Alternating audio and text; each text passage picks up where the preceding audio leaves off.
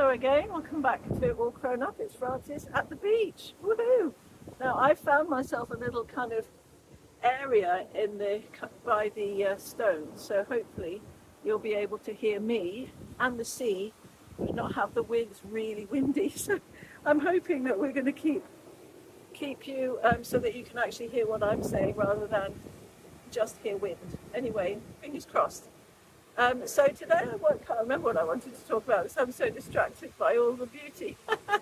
No, I wanted to talk about, so somebody once asked me what was my best childhood memory.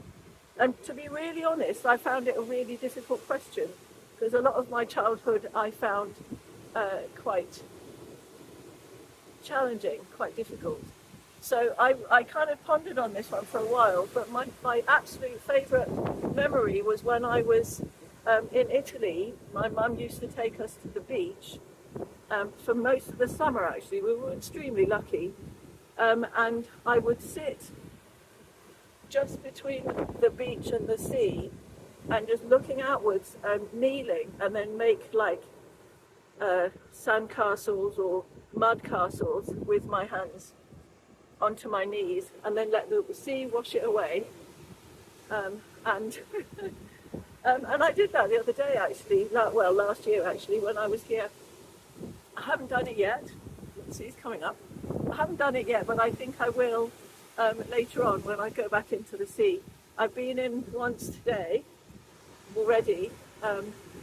But so the idea of the childhood memory is to do with your inner child.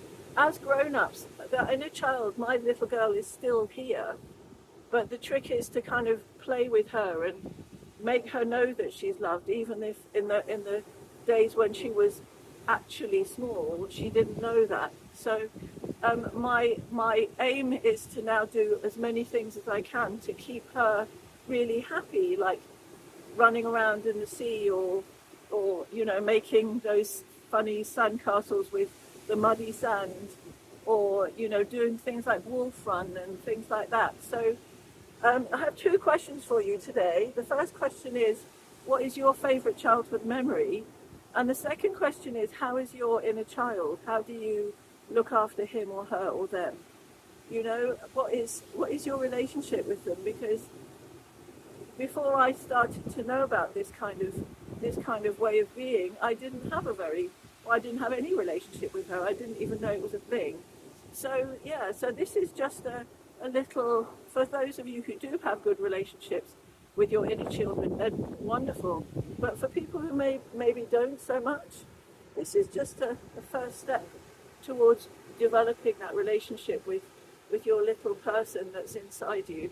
And you can take them into your heart and tell them what they needed to hear when they were little, or hold them, or take them to the places that they really wanted to go to but weren't allowed, you know, and this kind of thing. So that's it. And I think whenever I come to the seaside, I'm always really reminded of the joy that I feel while I'm here, and the joy that she feels, my little girl feels when she's here. And this is one of the reasons I come here as often as I can, which isn't nearly often enough, and which is why I actually want to live by the sea. Ooh, it's very uneven. So there you go. That's my talk for today. I hope it's been helpful.